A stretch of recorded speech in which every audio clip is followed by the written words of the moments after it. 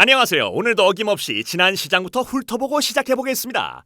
지난 8월 채권금리는 글로벌 경기 둔화 우려 확산, 미중 무역 분쟁, 일본과의 갈등 확대 등으로 역시나 강세 기조를 이어갔습니다. 사실 월 초부터 미국이 중국 추가 관세를 부과하겠다고 발표하질 않나, 일본은 화이트리스트를 배제하겠다고 하질 않나, 아주 스펙타클한 한 달이었는데요. 덕분에 다들 안전하고 탄탄한 것만 찾더라고. 그래서 국고채 3년 금리는 2016년보다 낮은 1.09%까지 후루룩 떨어지기도 했습니다.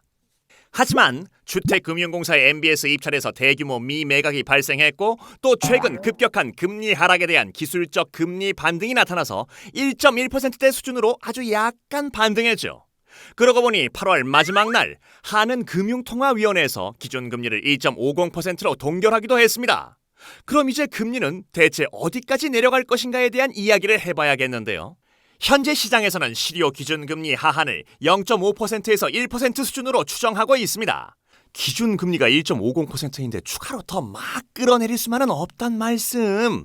물론 지금의 국고채 3년 금리와 역전폭을 감안한다면 기술적 측면에서도 그렇고 실효 기준금리를 감안한 펀더멘털 측면에서도 금리 반등의 가능성이 있다고 보여지는데요.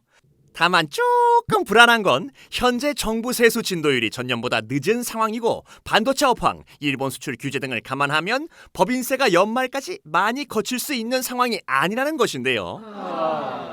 다시 말해 올해 재정 수지가 적자가 될 가능성도 있다는 얘기지. 정부 공공지출은 상반기에 대부분 집행돼서 추가 재정 확대 정책은 쉽지만은 않을 것 같고, 결국 한은의 통화 정책에 다시 한번 기댈 수밖에 없는 상황인 것 같습니다. 한 번 더 인하 가나요? 이처럼 인하 가능성이 열려있는 상황에서 글로벌 경기 둔화와 함께 금리 하락 기조는 당분간은 유지될 것으로 보이고요. 사실 금리가 반등하더라도 그 폭은 아마 개미 눈곱만큼? 그럼 9월엔 뭘 중요하게 봐야 할지 시장 전망을 얘기하자면요. 일단 민족 대명절 추석이 있죠. 우리는 이때 집에서 전 부치다가 22 통화정책 회의를 시청하시면 됩니다. 이것이 왜 중요한고 하니, 다음 달 영국의 노딜 브렉시트, 이탈리아 예산안 협상 등보다 앞서 22는 향후 자산 매입 계획, 금리 추가 인하 등에 대해 구체적인 계획을 발표할 것으로 예상하고 있기 때문입니다. 그리고 그 다음 주는 미국 FOMC가 예정되어 있는데, 추가 금리 인하 여부와 그 폭에 대해서 시장 의견이 많이 엇갈리는 상황이죠.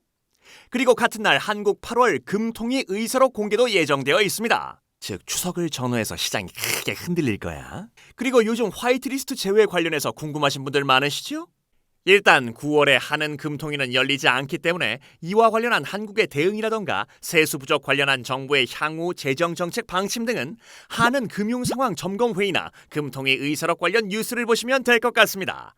자, 그럼 좋아요와 구독 눌러주시고 다음 달에 만나요.